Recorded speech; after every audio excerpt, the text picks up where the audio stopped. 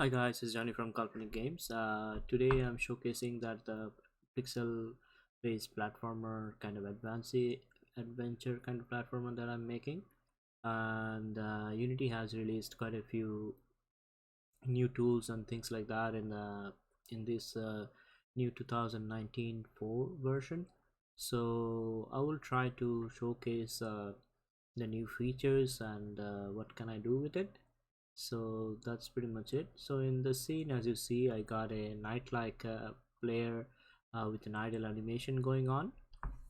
I have set up the background and the tile set. I used tile map for my platforms and just a regular image. Now my character moves, it jumps, it also flips when you press the right direction. So that's the progress for the game right now. So see you next time.